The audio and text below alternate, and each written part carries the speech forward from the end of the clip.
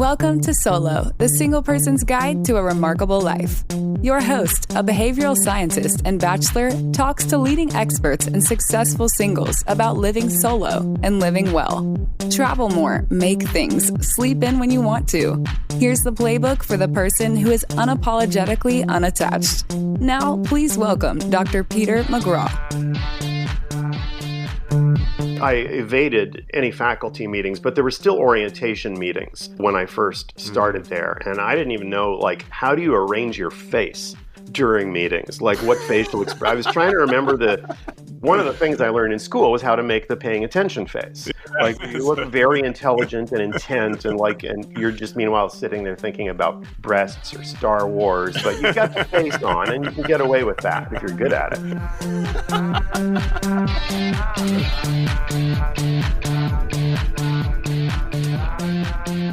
Welcome back. As you know, I believe that being single provides optionality, which is defined by economists as having the right but not obligation to take action. In other words, freedom. Yet, singles often fail to consider the freedom they have and end up pursuing a conventional life, valuing the same things and living similar lifestyles as their partnered counterparts. Last week's episode examined how garnering financial freedom can give rise to freedom more generally. This week's episode focuses on how giving up power or opportunities to pursue power can help gain freedom.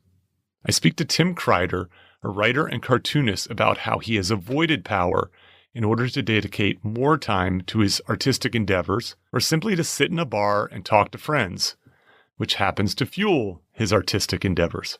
I particularly enjoyed the part of the conversation in which he discusses his artistic hero, director Stanley Kubrick, and Kubrick's maniacal approach to making art while minimizing editorial interference. I hope you enjoyed the episode. Let's get started.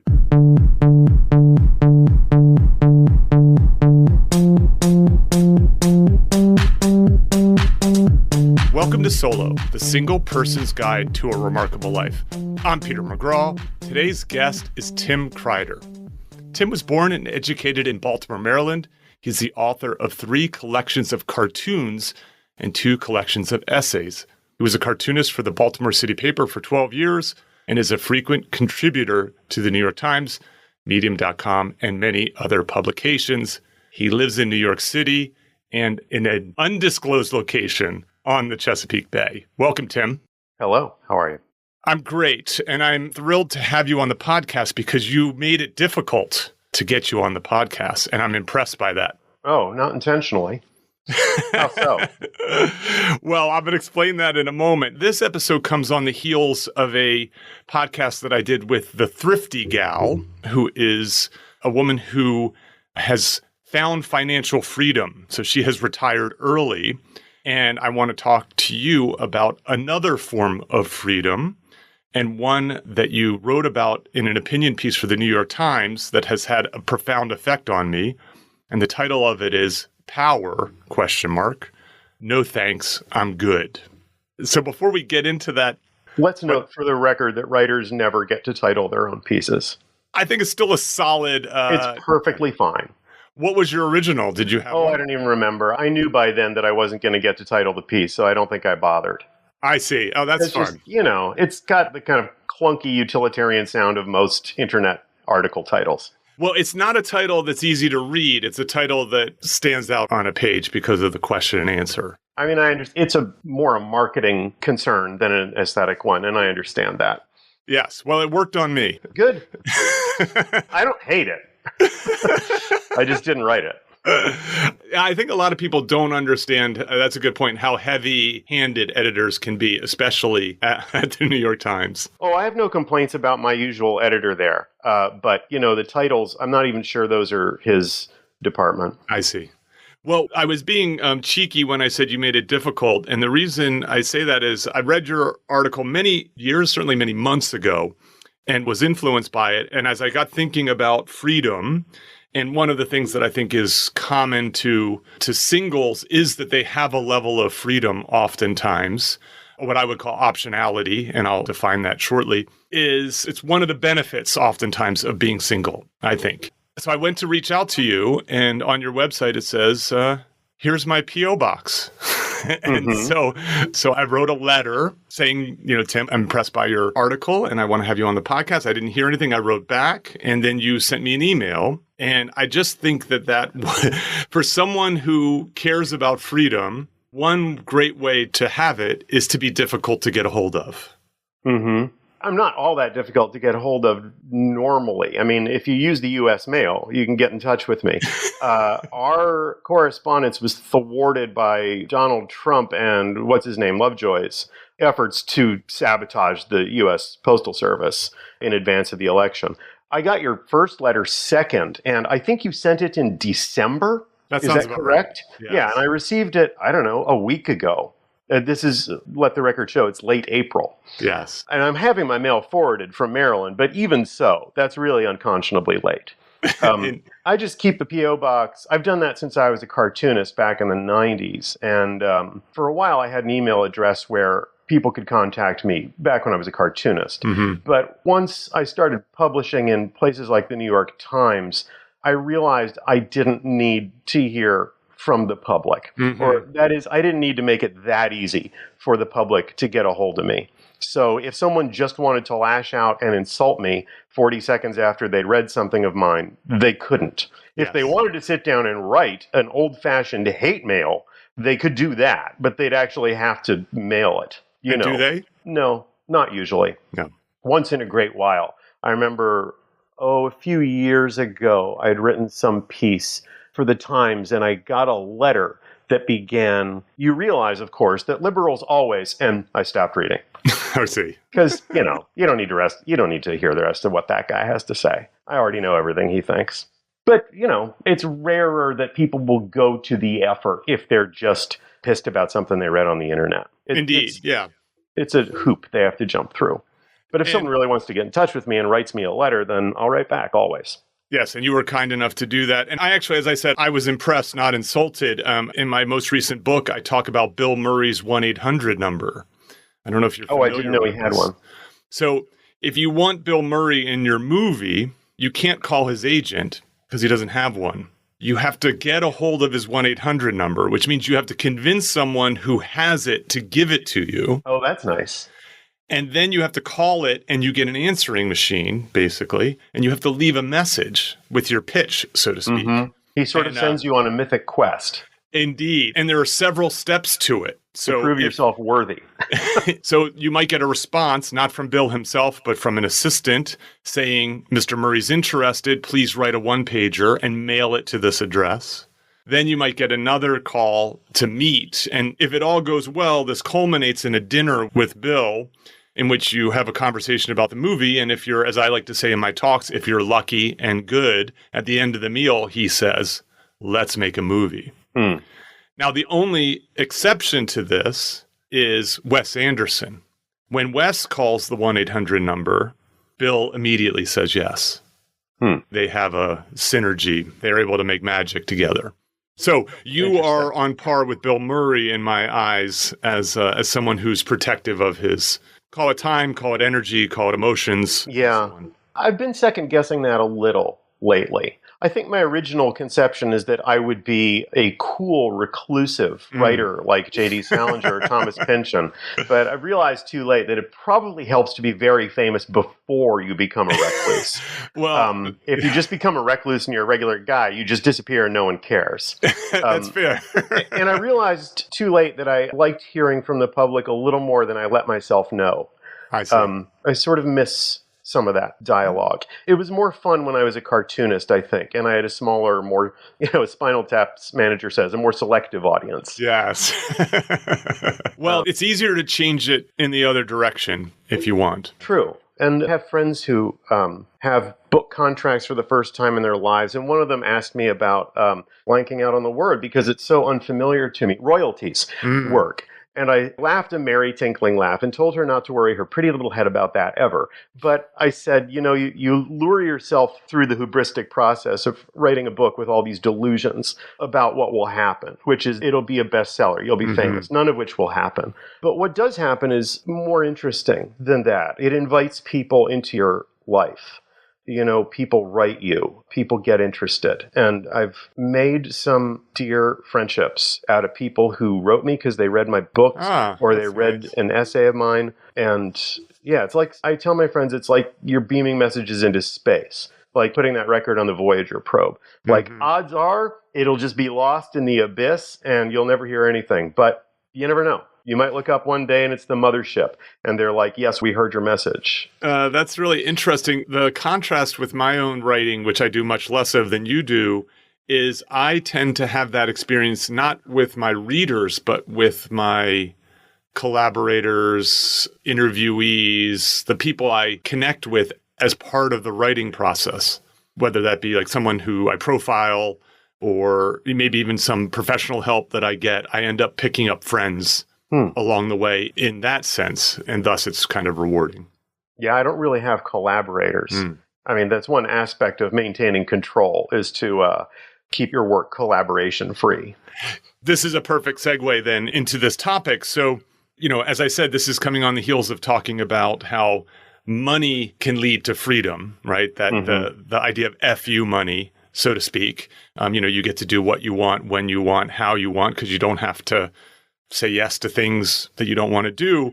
But I had never thought about this notion of power before and saying no to power, and how power, while it's held up as this kind of important thing, this mark of achievement, and yet you highlight in this article the downside. If I can read you back to yourself, I like this line that you had. You said, doing what I want and not being made to do things I don't want to do has been one of my main priorities in adulthood, the principle around which I've structured my life. And I'm wondering, how did that come about? Like that idea, that priority, is there an origin story to it? I'm not sure that that's an unusual wish. I wish I had a cooler origin story, but I've basically structured my life to resemble as much as possible the life I had when I was 14, where, except without school. Right. I would sit in the study of our house, kind of barricade myself in there and listen to records on our stereo and type on our Olivetti typewriter and read. And that was what I liked to do. I was becoming a writer, an artist. An artist, yeah. And to the extent I've been able to manage it, that's still what my life is like. And the world conspires against that. And most people, I don't think it's a virtue of mine so much as a luxury that I've mostly been able to contrive to arrange my life that way. To maintain that structure where it's just me in a room being left alone, listening to music and reading books and writing.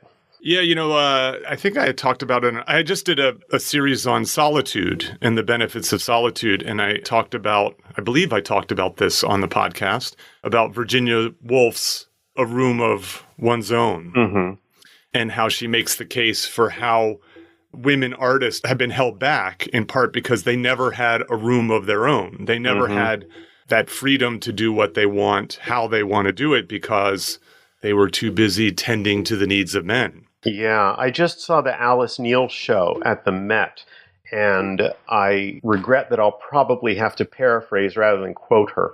But she talked about the problem of being both a mother and an artist as, I think she called it, a dreadful dichotomy. And a friend of mine, Mila Goldberg, who's a novelist, got very interested in this question because she is a mother and an artist herself, and she's very serious about both things. And she got interested in, well, how have women who were driven, ambitious artists managed this throughout history? And she read a lot of autobiographies and biographies of female artists and also memoirs by their children.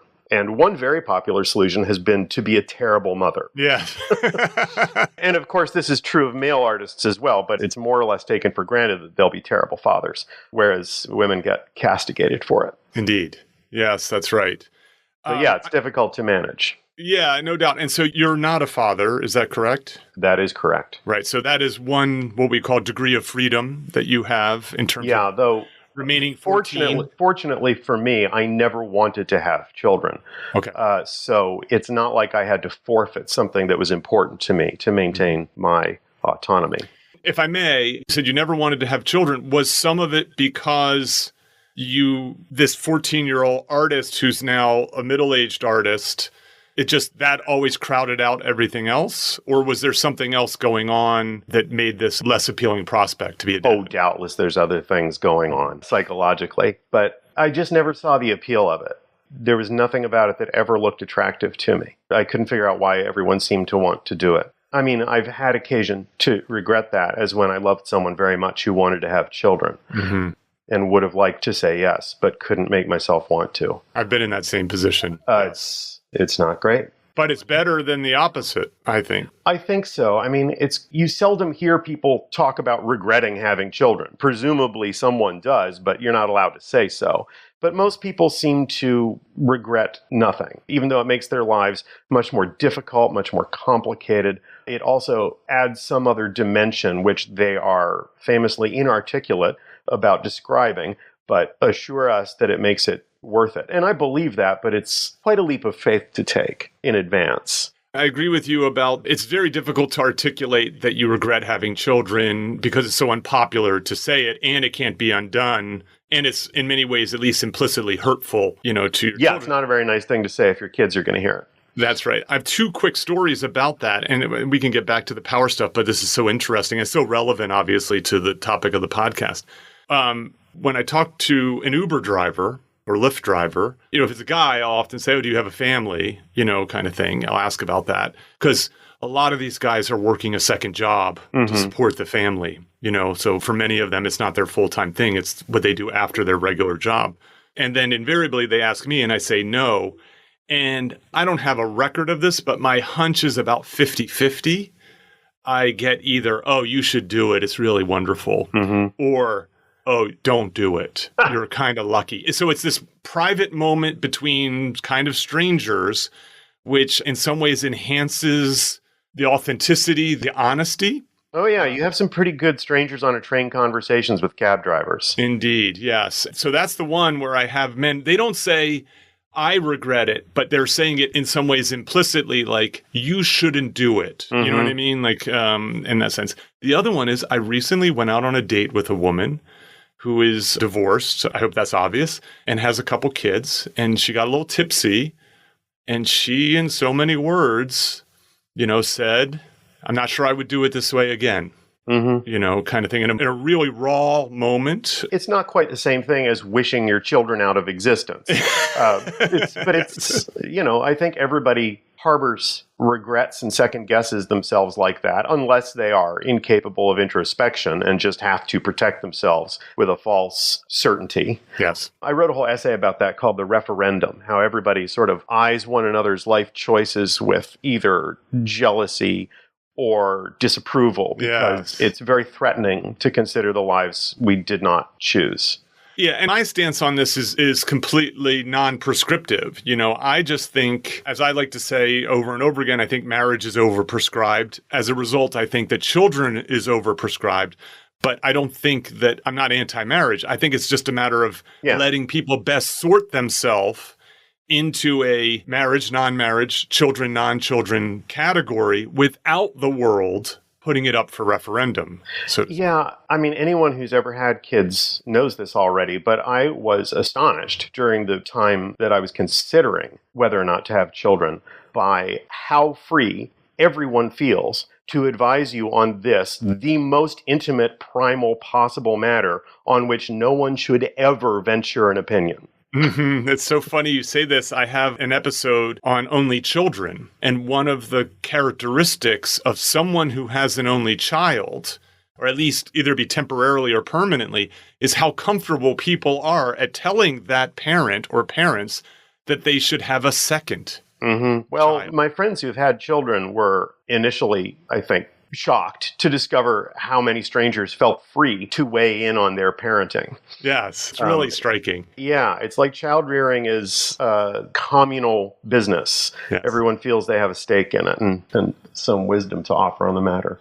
And just as a preview, I have a forthcoming episode that I'm taping with solo parents. That is, either parents who have been divorced and are raising a child on their own, or have chosen to do the child thing without the husband thing. Mm-hmm. And I think this is a matter of sorting. I think that I'm pretty prescription free when it comes to these kinds of things. I just think that the world, though, tends to funnel people into certain categories, and it's not always a good fit. Yeah, it's a problem that there seems to be a sort of boilerplate relationship contract. And anytime you go out with someone, you have inadvertently signed your name to this thing that turns out to have quite a lot of subclauses in fine print. And I don't know who wrote it. It's sort of a palimpsest that's accumulated over decades or centuries. But, I never quite felt comfortable with it. I'll give you a term for it. It's called the relationship escalator. Interesting. And this is something that we've covered in previous episodes quite a lot. And your intuition is spot on. There are criteria associated with the relationship escalator that they're often not discussed. They're just assumed, and it causes problems. The more traditional your set of beliefs are, the more it causes problems when one of the two people want to deviate from one of those. Yeah. And so a friend of mine went to something called Logic Boot Camp years ago. There were some logicians who felt that the problem with the world was that people were too illogical, Mr. Spock-like. And so when you have a hammer, everything looks like a nail. Well, one of the things she learned about was what were called in logic priors, which are not things you need to prove. They are the givens that you start with in order to prove something. Yes. And she said the source of most major conflicts in relationship are what we might call priors, things that people have not discussed because it never occurred to them there would be any need to discuss this. They thought that it went without saying. But it turns out people's priors are wildly different. I see. Yes, exactly. And when there are a common set of priors, right, if you deviate from those especially, it causes problems, I would say. It makes it much simpler if you live in some rigid culture where everybody has exactly the same understanding of what constitutes, say, a marriage. Indeed. Although those cultures are, of course, incredibly stifling for the people who simply don't fit into them well. Exactly. Yeah. And one of the things that I think is really striking is that the more you can make a culture unstifling, the more you get a variety of different paths that people walk, including not getting married, not having kids, a diversity of even just things like pursuing artistic endeavors rather than commercial endeavors. Right. And so on. So in this op-ed, you say, I would define power as the ability to make other people do what you want. Freedom is the ability to do what you want. Mm-hmm. And as a result, one of the things about this is you contrast a barber with the president. Mm-hmm. And while a president is powerful, they're not necessarily free. And while a barber may not be powerful, they are often very free. Yeah. Well, often the more powerful you are, the more constrained the use of that power is. Mm-hmm. I think I also wrote in there that power and freedom appear to be different things, the same way acceleration and gravity do, but they're really the same thing. You just have to exert quite a lot of force to resist the control that the world wants to exert over you. And just that in itself, just getting things back to zero, takes kind of a Herculean effort, let alone exerting your will over other people. Yeah, so let's talk a little bit about that. It seems like you have been successful in this. It sounds like you started out young, wanting to maintain this freedom to be able to sit in a room with books and a typewriter, now with a computer, I suspect, and be an artist. And so the fact that that started so early in your life, did that inform how you were able to kind of push against this tendency? I would call it domestication, sort of human domestication. Well, are we talking about domestication in relationships or by the job world or? Yeah, not relationships per se, but more about the world in general, which gets you, it's like, oh, it's, Tim, it's time to grow up. It's time to put away those childish things. Well, I've never much liked any of that. Sorry, I meant to say something more specific, but the truth is I never liked any of it. When I drew up a plan for my dream house when I was 12 years old, which is going to be circular and have these glass water columns and so on, some girl in my class looked at it and said, so wait, where does your wife go? It hadn't even occurred to me. And that was more because I was like 14 and basically still pretty pre-sexual. I just didn't really think about family in my future. For one thing, because I assumed I would never be able to afford that. But also I always hated school. I never wanted to get a job of any kind, which I define as like you go to a place at a certain time and they're allowed to yell at you, but you don't get to yell back at them, which is pretty much what school is too. I just wanted to be left alone, and I don't think that's an unusual wish. I mean, I see a lot of people on the internet pine to just live in a cabin in the woods with a lot of books. I think that's a very common fantasy. And like I said, I would call it more luxury, of luck or privilege rather than a virtue. Indeed. That I've been able to pull it off to the extent I have. I think it's a good thing for artists to be upfront about finances because if only for the benefit of younger aspiring artists to understand the world does not make it easy for you. And so I'll say that my parents were well off and I didn't have to worry about money for the first part of my life. Okay. You know, for a couple decades. And by the time the money ran out, it was too late for me to become the kind of person who was competent or concerned with money. And, you know, there were some years where I just had to sort of put together a life on the fly and was not sure how I would make money from month to month. But a lot of artists have come from money. I don't think that's a shameful thing. It matters what you do with it. But, you know, by the time I was no longer really able to do that, my temperament and personality had more or less solidified, and there was no way I was ever... Also, I had nothing on my resume for a stretch of about 20 years. So really, the idea of, like, sucking it up and getting a day job was no longer an option. Yeah, so I assume that you live kind of a simple life, then. Simple in some ways. It's complicated to explain on tax forms. But yeah, I mean, right now I'm talking to you from a much more successful friend's apartment. She's a professor, and this is subsidized faculty housing, and she left when the pandemic struck, went back to her real home, which is far away and rural, and I just stayed on here, and I'm paying her rent, but it's considerably less than what this place would be worth. Right. Yes. It's a spectacular swank apartment, which I could not afford. And I sometimes tell her, you know, this whole place seems to me like a repudiation of all my life choices.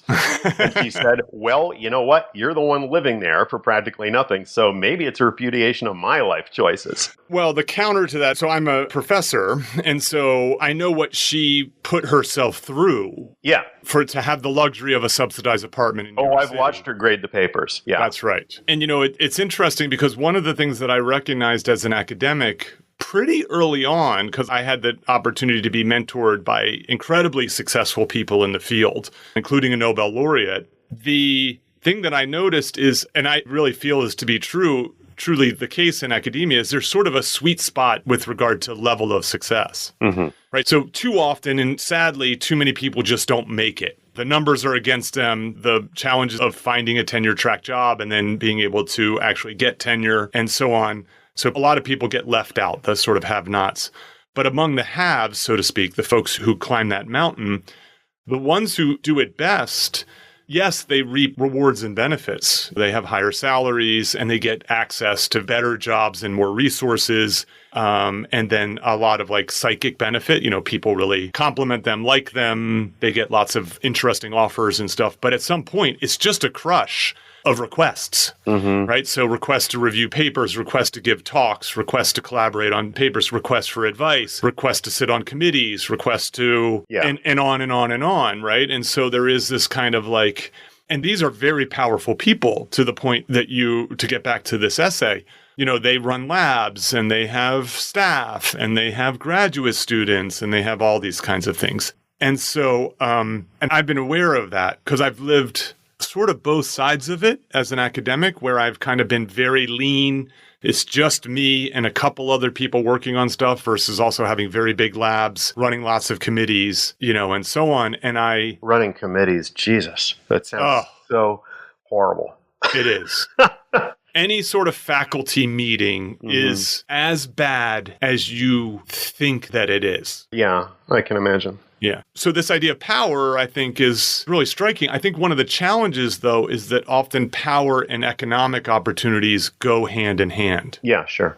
So you talk about your artistic hero, Stanley Kubrick, in the essay.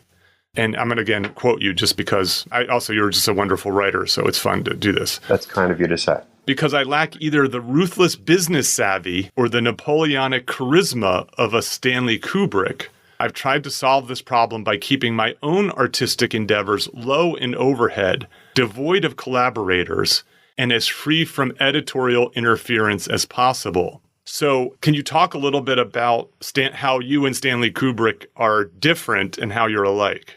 Well, I first of all admire his actual art. I mean, that's how you first come to someone, is through what they've done. And could you just, on the off chance that someone who's listening doesn't know who Stanley Kubrick is? Well, these days I think he's securely in the pantheon of the great directors of world cinema. He made a relatively small number of films, somewhat like Andrei Tarkovsky, but almost all of them are considered masterpieces.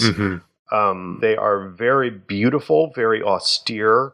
They have a fairly bleak view of human nature, and they tend to address big questions. They're very, very beloved by geeky people because he was himself kind of an arch nerd. He was very fascinated by technology, like science fiction, and they're movies to think about and to puzzle out, and people love endlessly puzzling over them. But they also have another quality that's less easy to talk about, which is what you might call oniric or mythic. There's a level on which they're not reducible to some rational analysis or interpretive reading. And these are like 2001 Space Odyssey, Clockwork Orange, Full Metal Jacket. Yes, Barry Lyndon, The Shining, Eyes Wide Shut. Also an adaptation of Nabokov's Lolita and Dr. Strangelove. I mean, that's almost the complete list. Yeah, and it's just home run after home run if you're a film person. Yeah, although most of them were very poorly received when they initially came out. Yeah, well, so was Led Zeppelin's fourth album, you know what I mean? Well, you know. Well, and then I got sort of obsessed with him when I was a teenager and read Michel Simon's excellent book about him and got very interested in how he had determined to live his life. I think I described him as having Napoleonic will. I mean, he was a huge admirer of Napoleon, and one of his great unfulfilled ambitions was to do a film about the life of Napoleon. And one of my great time-wasting projects was that I compiled an illustrated edition of Kubrick's screenplay for that unmade film. Oh, wow. Just on my own while I was supposed to be writing a book. It was what I did instead of my work.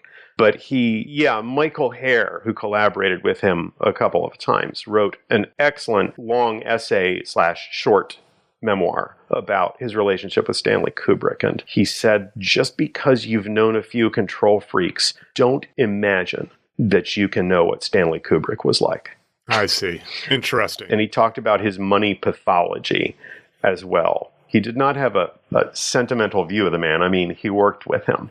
And he said, I think that if you were collaborating with him and you were only in it for the money, you might come away feeling ill-used. I see. So what was it about Kubrick so he had money? Like, what made him able to make these movies on his terms? No, he didn't come from money. I mean, I believe his father was a doctor, but I don't think he inherited any real wealth. He was working as a photographer for Look magazine when he was 17 years old. He didn't have good enough grades to get into college. I think he was just a very shrewd businessman. And I'm so bad with money, I'm not really even able to follow the history of how he was able to secure his financial independence. But I know that he was a producer on most of his films. And he also kept his overhead relatively low, 2001's budget notwithstanding. He worked with very small crews. And the main luxury he secured for himself was time, like time enough to get it right. And this was something that people were endlessly frustrated by, but also valued in collaborating with him, was you were not going to go home from the set feeling like, we didn't quite get it right today. Yes, I see. You were going to do it as many times as it took to get it not just right, but to get something unexpected and maybe miraculous. There's a famous story of him working on The Shining with Shelley Duvall, where he basically has her, by the end of the scene, she is so worked up. She's distraught or, like she's just so emotional. And that comes forth in the, I don't remember the exact details of it, but it seemed borderline abusive.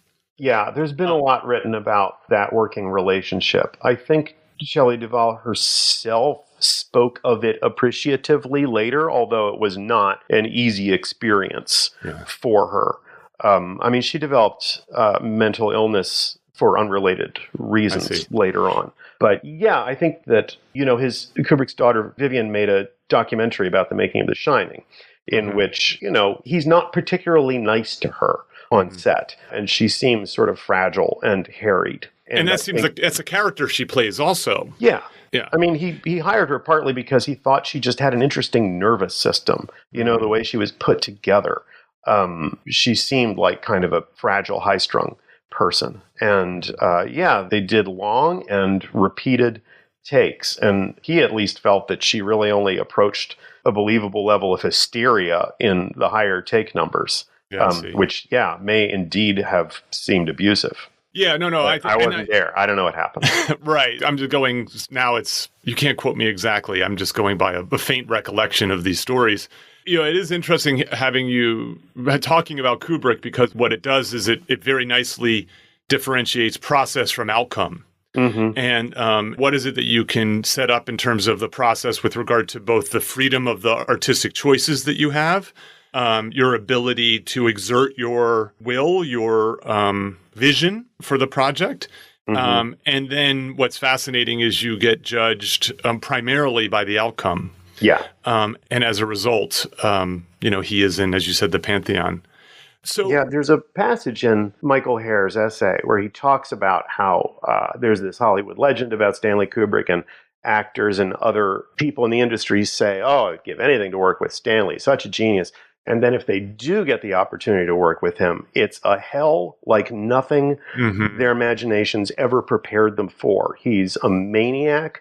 They can't believe the things the man demands of them, and they're frustrated and exhausted by the end of it. And then they spend the rest of their careers wishing they could find someone else to work with who cared as much. I see. Yes. And who would drive them as hard in the same way. Yeah, how paradoxical. Yeah. And, I paraphrased that to some of my students who were a little abashed by how densely I marked up their essays with line edits and comments. And I was like, I promise you, no one's ever going to read you this closely again. That's right. Yeah, I agree. Hey, Solo listeners. You know Julie Nervelli from her frequent appearances on the podcast. Well, her latest entrepreneurial venture, Bachelor Girl Productions, is now a sponsor. Bachelor Girl makes fun, flirty t-shirts that serve as an icebreaker when you are out and about. Let the world be your dating app with messages such as "Spoon size matters" or "All flirts welcome." You can also wear your Bachelor Girl t-shirt on an actual dating app picture. I recommend the message "Swipe right" for that purpose. Just go to bachelorgirlproductions.com and use discount code SOLO for 20% off your order. That's SOLO in all caps at bachelorgirlproductions.com. Thank you, Julie, and thank you, Bachelor Girl.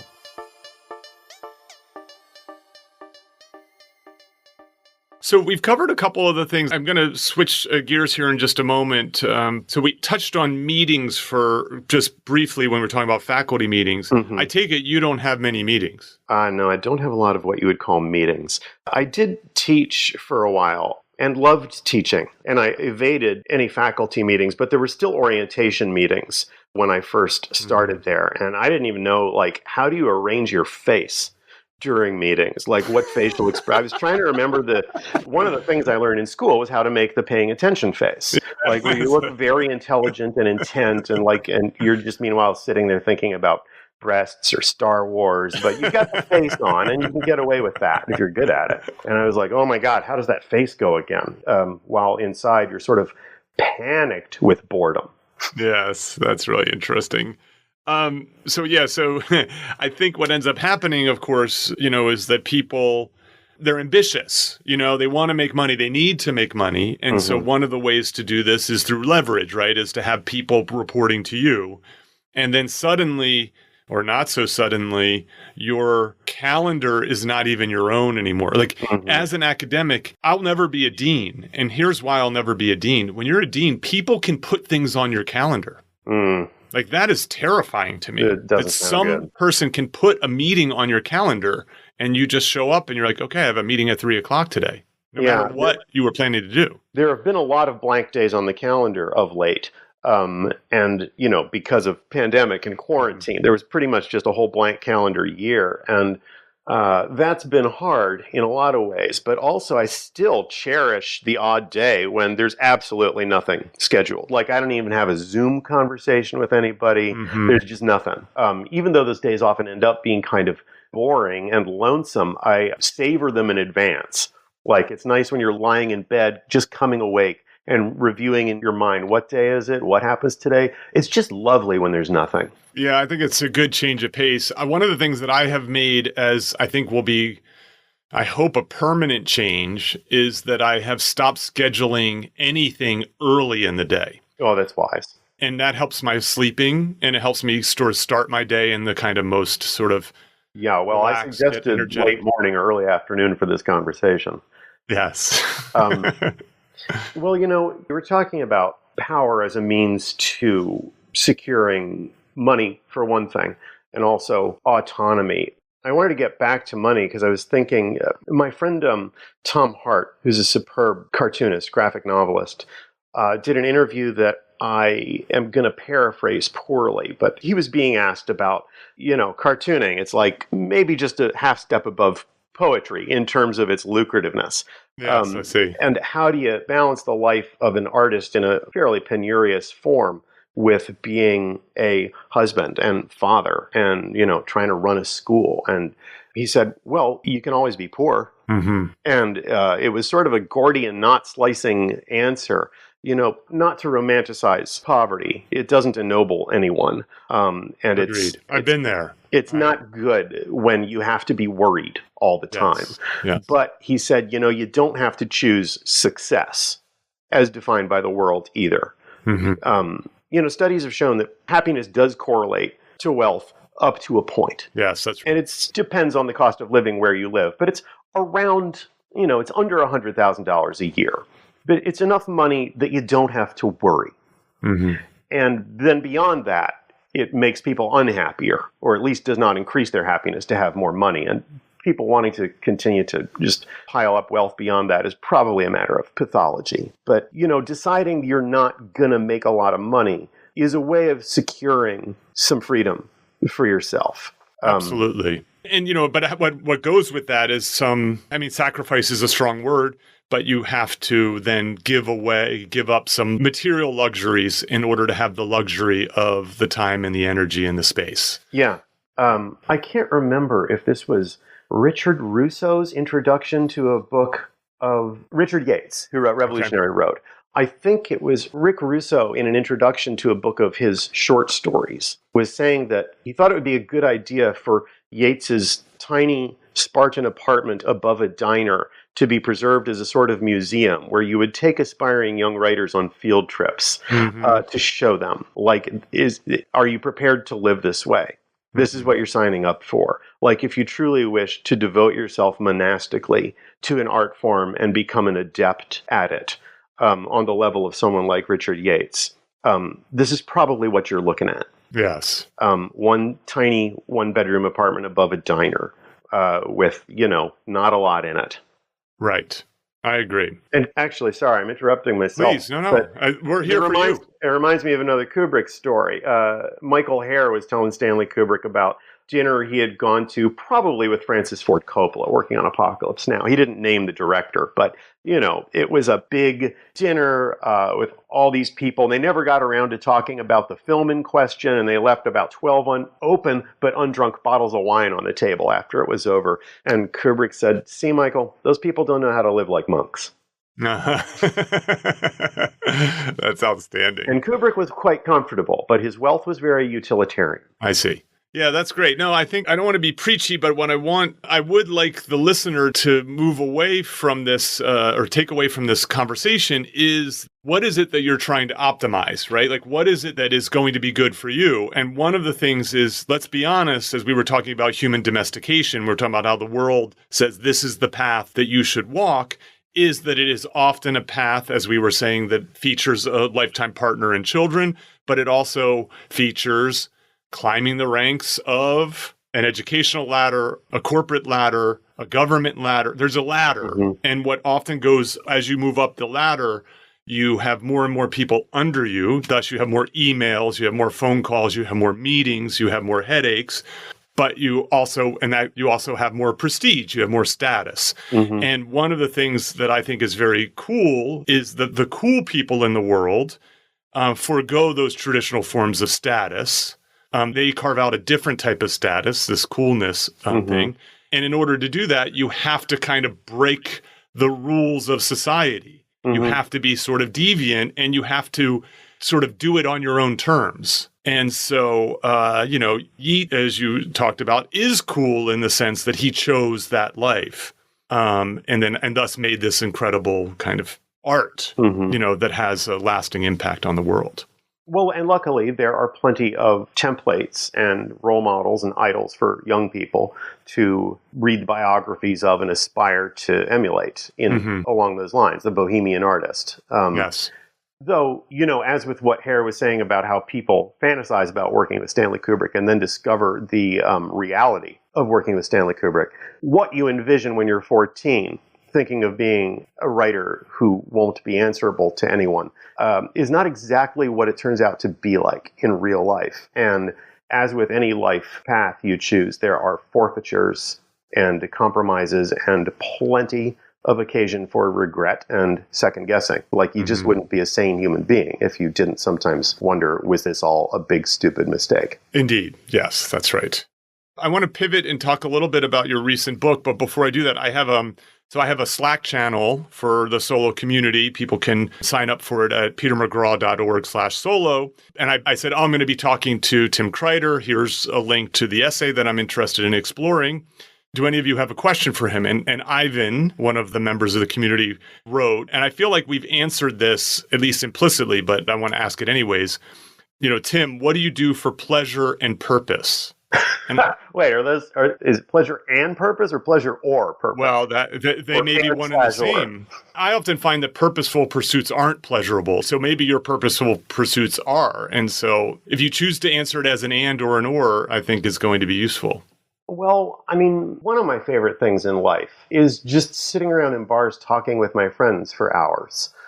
I enjoy the art of conversation quite a lot. And to a greater extent than maybe even I realized, that is part of my job. And I say maybe more than I realized because in the last year, I haven't been able to do that. Yes. And I've also written almost nothing. Oh, interesting. And I would have thought it would be, Yeah, you would, wouldn't you? Inverted, yeah. No, it's quite the opposite. I was writing for Medium.com until last July, and since then I've written just about nothing at all. And part of the problem is that there's been no input. Tim, that is a huge insight to have, I think. I heard a story on, I think, NPR about the correlation between prohibition and a drop in patent applications. During the years of prohibition, patent applications were down anywhere between 5 and 15%. And it's because people were not getting together, disinhibiting their brains with alcohol and tossing ideas back and forth, some clever, some stupid, that they would, doodle on cocktail napkins or whatever. And so they weren't fomenting ideas in the same way. And if I may interrupt for a second, you're highlighting what is one of the downsides of remote work. While there is many upsides, so people not having to spend money on work clothing and having to have a dreadful commute and have to actually fake paying attention in meetings. But one of the ones is the sort of what happens when you get a group of people together formally or informally to talk about stuff and what the magic that can happen there. Yeah, thinking further about Ivan's question, I mean, I don't know that this is unique to me or even unusual, but I always feel torn as to whether spending my precious and limited time in the world producing lasting work, that is writing or drawing cartoons or whatever, is the important thing, or is it just spending time with people I love? I see. Because you only get so much time, and you only get so much time to do either of those things. And, I'm of the opinion that nothing ultimately matters in any objective sense. So you got to decide. And it's very difficult for me to decide day to day. I think it's kind of deluding yourself to imagine that writing anything is likely to outlast you, or even if it does, so what? You know, like Woody Allen says, it's always great if critics are talking about you 100 years from now, but you'll meanwhile be in an urn somewhere. And so, you know, conversation with friends in bars is one of the rare areas where the Venn diagram overlap. And I'm maybe doing something that'll ultimately be constructive. I mean, a lot of my essays are basically edited transcripts of ongoing conversations I've had with my smart friends. But yeah, it's hard to decide because I'm basically a very lazy person, and ideally would just, you know, not mind sitting around talking with friends, drinking beers forever. You know, I had Mason Curry on. He has a really lovely book called Daily Rituals. Oh, yeah. I think we have the same agent. Oh, you do? Okay, small world.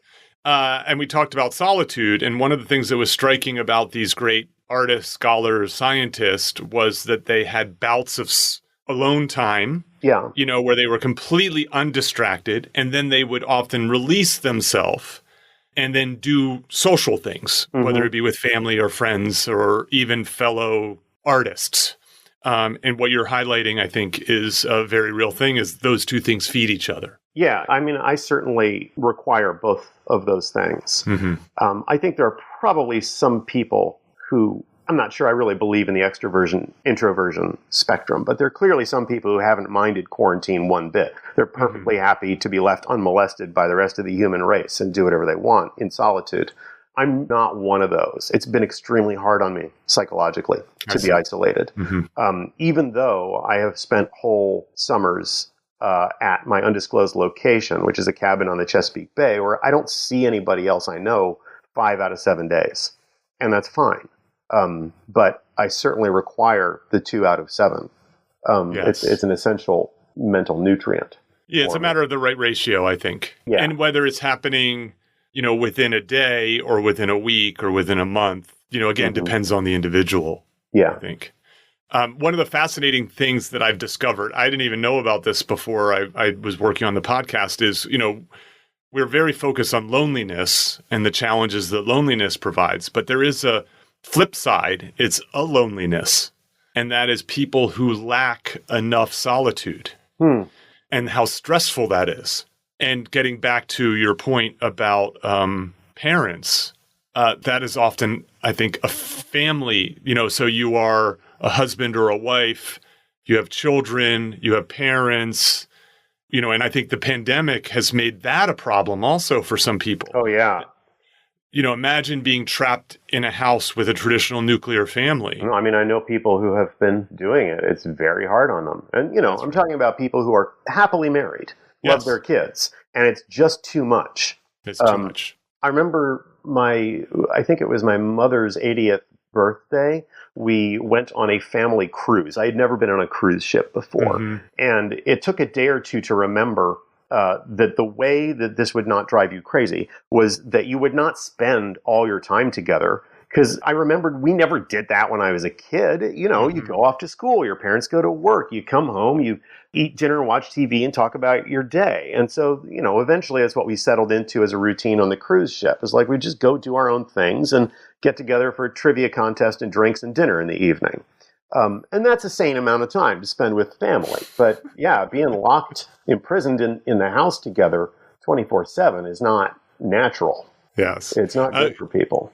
Chris Rock has a joke about how his parents were married for 40 years, but really they only spent about 16 years together when you do the math on it, versus when he was married, how like he would leave the house and by the time he got to the end of the driveway, there's a text message from his wife.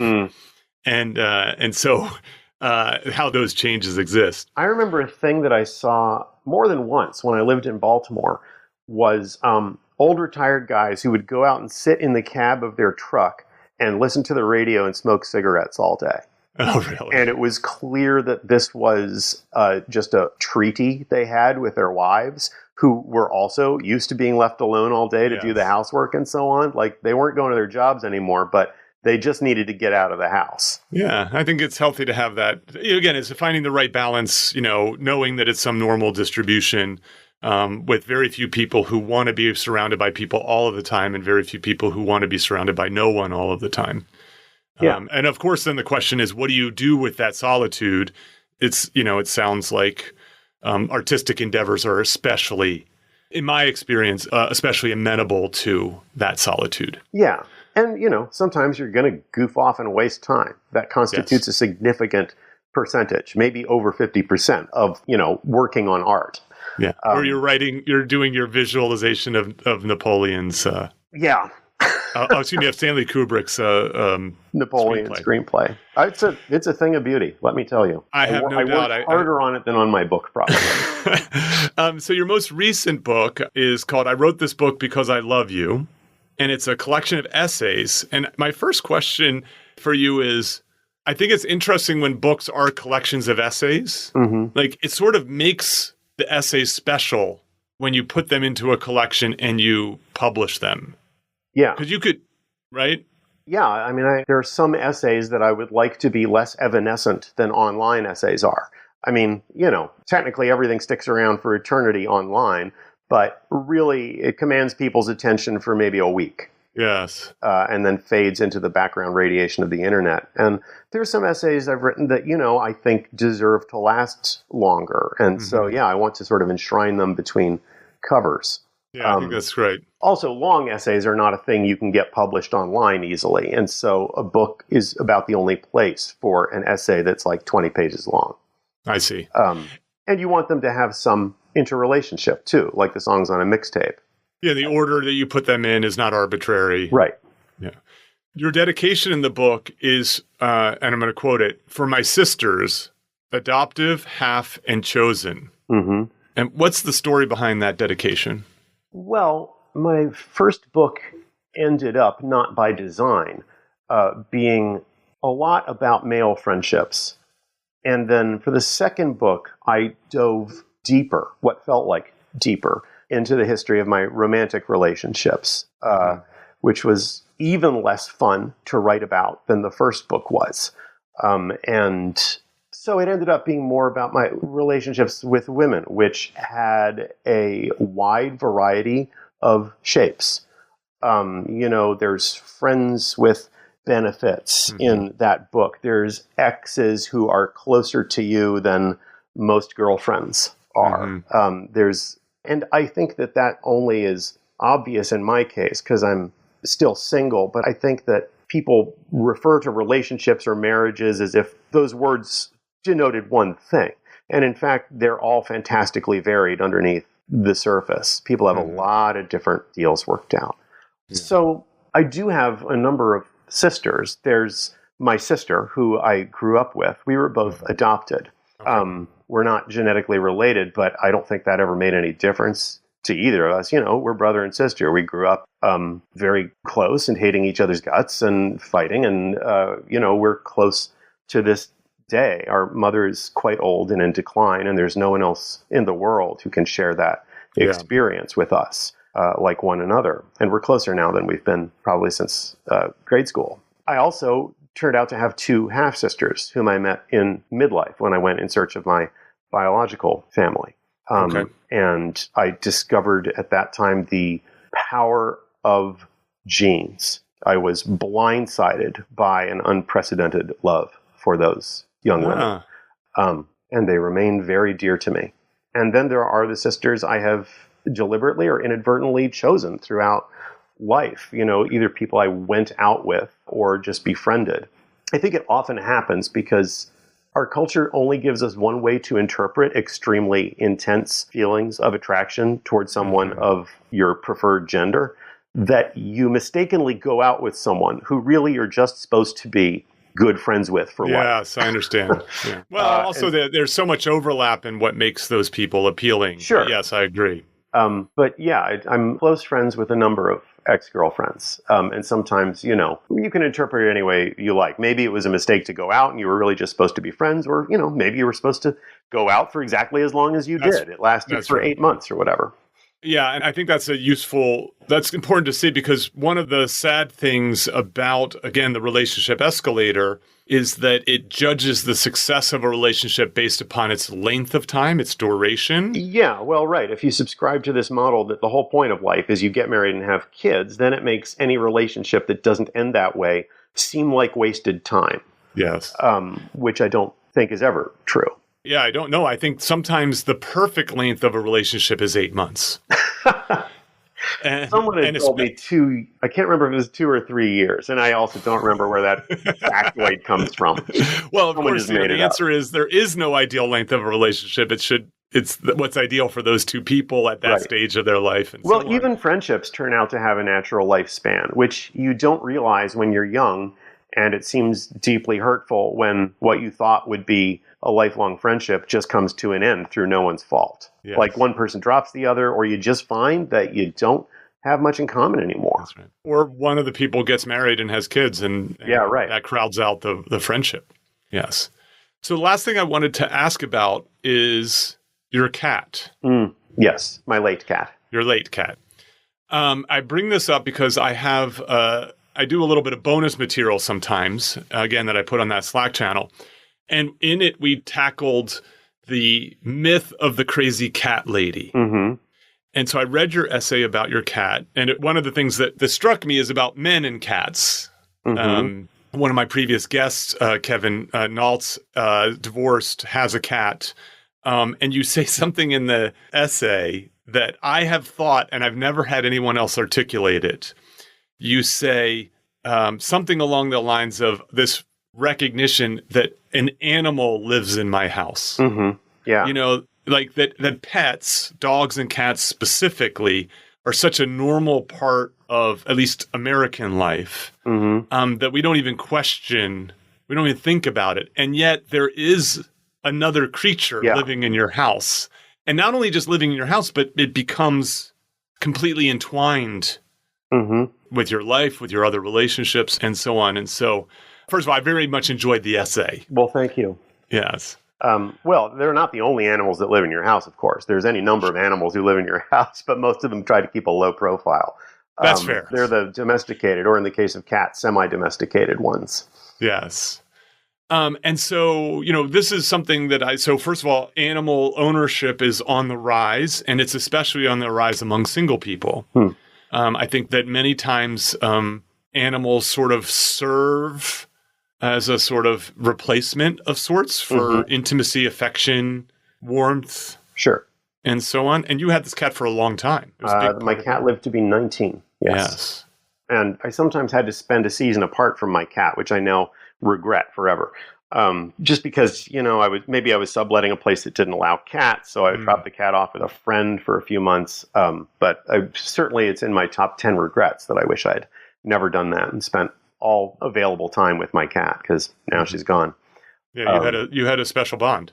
Yeah, well, I don't know if it was any different from most people's bonds with their animals. I think people get very attached to them. And it's a painful thing to befriend something that is going to have a much more limited lifespan than you, inevitably.